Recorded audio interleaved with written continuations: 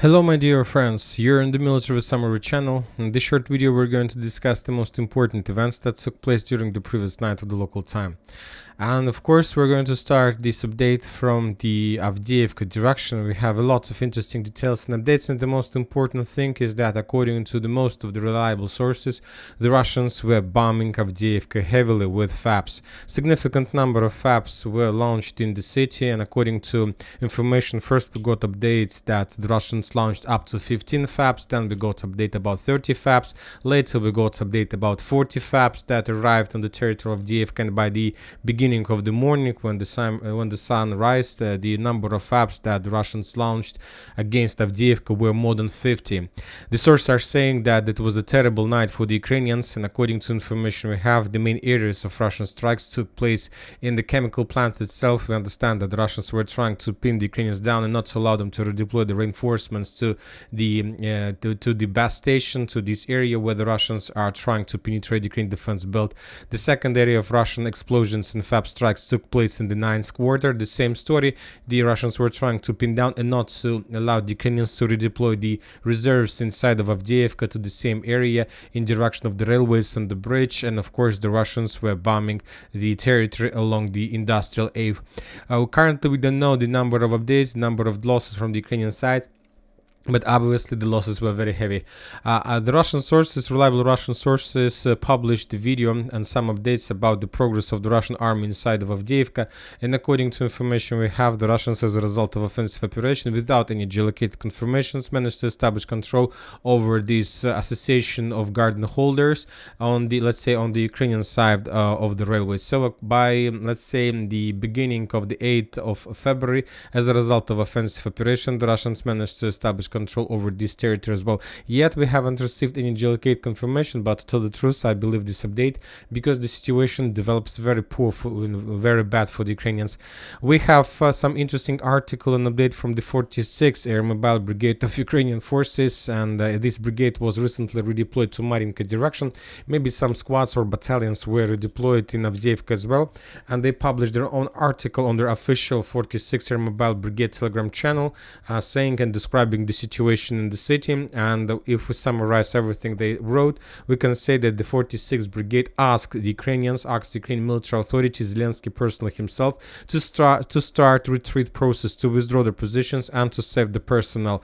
Also, they're saying that currently Avdiivka is no longer the strategical battle or the tactical battle or something like this. Currently Avdiivka is another political battle, as Bakhmut used to be during the battle for Bakhmut. Now, there is no strategical or tactical point from this battle, because the battle has been already lost by the Ukrainians, and the only difference, let's say, from current situation and the situation in 2 or in a month when Avdiivka will be completely captured, is the number of losses that Ukrainian soldiers will have, because now there is no tactical advantage or tactical benefits for the Ukrainians, because the losses between the Russians and the Ukrainians are almost the same. So ratio, let's say 1-to-1, and when talking about even use of FAB, maybe the Ukrainians start losing more soldiers than the Russians in their offensive. So the situation is critical for the central part. And another important update we received from the Russian and Ukrainian sources, this information was confirmed by both sides today. For example, the Russian sources published the photo of the speed of Starlink in Avdiivka. You know that Avdiivka doesn't have any connections with the mainland. The only type of connection they have is Starlinks. They use this type of internet connection to receive information from the command center somewhere, maybe in Kiev, maybe from NATO centers, and then they stretch and spread this information among the squads and groups inside of Avdiivka. So they use Starlink for coordinations, and as a result of Russian FAB strikes, at 12 p.m. of the local time yesterday, on the 6th and the 7th of February, the speed of Starlink was reduced till the 0.3 megabits per second. So it's very low speed of internet. It's nothing, and obviously you can't control and you can't coordinate the defense of Avdiivka having such a poor quality of connection. And furthermore, later this morning, to be more precise, the Russian sources published an article saying that the Russians start using the electronic electronic warfare equipment to suppress Starlink. So this is that was also part of offensive operation to suppress Starlink, to make the Ukrainians in Avdiivka blind and deaf, and after that to start offensive operation. And as you can see, that was very cool tactics that helped the Russians to penetrate the Ukrainian defense belt and to almost collapse the entire stronghold. Interesting updates also are coming from the eastern part of Avdiivka, from this small territory. As you can see, the Russians, according to unconfirmed information, managed to establish control over this residential area by the name of Raduga. This is the association of garden holders, Vinogradniki. The Russians, according to some sources, managed to establish control. We have the Russian positions on this side of N20 road. So as we can see, this is the perfect situation for the Russians to cut this small salient and to encircle or to capture or to force the Ukrainians to step back from this territory. As you can see, there is a very powerful stronghold that was the only barrier for the Russians to continue advancing further in the eastern direction. But now the Russians basically can cut this territory and to encircle or to force the Ukrainians to step back. And today we start receiving significant number of geolocations of FPV drone strikes against the Ukrainian positions. For example, on this video we can see another Russian FPV drone that discovered the Ukrainian light vehicle, and as a result of strike, that light vehicle was destroyed. Another strike, almost the same area, but probably a few blocks or a few buildings to the west or to the east. Another Ukrainian position as a result of FPV drone strike was destroyed.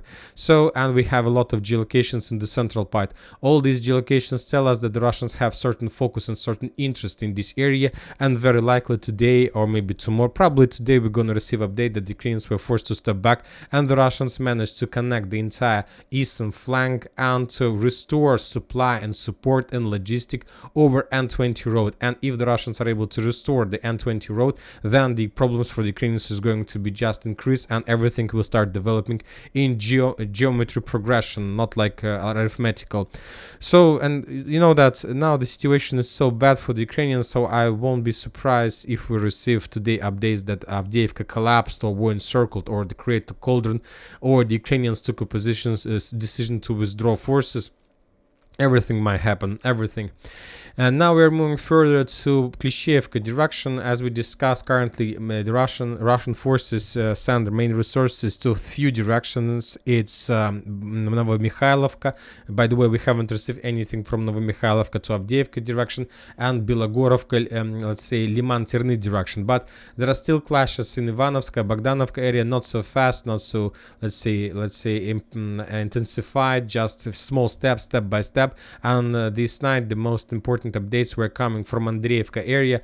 The Russian sources published the video how they were clearing and storming the trenches that located to the north of Andreevka, and as a result of that attack, this area was captured by the Russians. So we will adjust the map before the next video. We have already made a post in Telegram channel about that, and as you can see, there is a small salient under Ukraine control. We mark this territory as a gray zone, but today we probably got the final confirmation of presence of Ukrainian forces in this area. On this video we see how the Russians were bombing with mortars the Ukrainian positions on this side of the railways, which confirms the Ukrainian progress, and very likely during the next days, maybe even during today, the Russians will try to restore control over this territory and to force the Ukrainians to step back further deep inside of Klishchiivka and Andreevka fortification. So the first video shown us the improvement of positions on the flank, and obviously now the Russians will try to attack along the railways, probably from the north or maybe from the south, and of course from the east, with the purpose to force the Ukrainians to step back from this territory to the Ukrainian side of the railways. So the clashes in this area continues.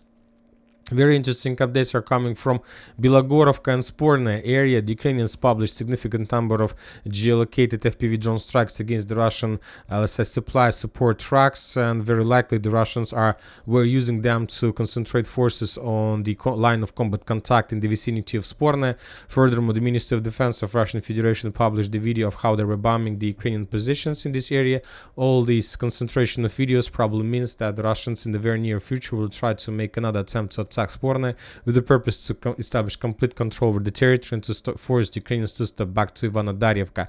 When talking about Bilogorovka, we have few more unconfirmed and geolocated reports that the Russians managed to establish complete control over the industrial area. A lot of mappers, reliable mappers confirmed this information, and furthermore, other Russian sources, also reliable mappers, reported that during the previous night the Russians started offensive operation in the direction of the landfill. So it's going to be a very difficult, very tough operation. I'm not sure whether the Russians are able to complete this operation successfully, because this is the landfill. But anyway, this is the thing that the Russians are trying to do right now. Probably today we're going to receive updates whether the Russians managed to establish control over this territory or not, and if the Russians are able to capture the landfill, then we can start counting days when the entire Bilogorovka falls, because this is a strategical point, very important area that the Russians will be able to use to control the Ukrainian positions and the movements between Bilogorovka and Grigorovka. Now we are moving to Tivdi direction, and today finally we got the first geolocation confirming the Russian progress in this area. The video was published by the Ukrainian forces. On this video we can see how the Ukrainians were bombing and attacking the Russian forces between these three forests on the east from Yampolovka and Tivdi. That video was made by the 21st Mechanized Brigade of Ukrainian forces. This video shows us the focus and concentration of multi-launch rocket system attacks against the Russian positions, and now we have 100% sure confirmation of control of this territory by the Russian forces. We will adjust the map and we will make a proper additional posts in Telegram and the Twitter channels. So these attacks, and this attack was geolocated, and according to geolocations these attacks took place somewhere here. So now we for sure that this territory is not the Russians, but according to the most of the mappers, the Russians managed to move further closer to Yampolovka and Tivdi direction. When talking about Kupiansk and let's say Pishchan-Krakhmalny direction, no updates. The same story about Vovchansk. The only video we have is the Russian FPV drone strike against the Ukrainian positions, also somewhere in some village along the border. Nothing special, but when talking about this particular strike, but when talking about the common situation in the area, as we discussed, according to my understanding, this is the next direction of Russian attack. This is going to be the area of the beginning of Russian spring military campaign. Winter campaign is about to finish within the next 2 or 3 weeks, and then the spring campaign is going to start. The Russians are ready for this. Furthermore, we continue receiving more and more updates from the border with Belarus. Today, the Belarusian special forces published additional video of another military exercises of the special forces of Belarus along the border. This is probably the third or fourth video in a row how the Wagners train the Belarusian Spetsnaz, Belarusian special forces. After another military exercises, another batch of special forces will be moved to the border with Ukraine. So all this picture, all this video tells me that maybe the Russians do have some plans regarding this territory, or they just want to force the Ukrainians to pin their down forces in this area and not to redeploy them to Avdiivka or to Kupiansk. Maybe this is the reason, but anyway, the situation here also develops not in Ukrainian favor. And probably the most important update that we received today from political perspective from Poland, the president of Poland, Duda, is 400% sure that if Trump is going to be the president of the United States of America, he will finish the war in Ukraine for the next 24 hours after the, let's say, getting the legal power. And that's it for the short video on military summary. Channel reminds we condemn any violence in the world. Thank you for watching. Subscribe to my channel, put your likes, join my Patreon, and have a good day. Bye bye.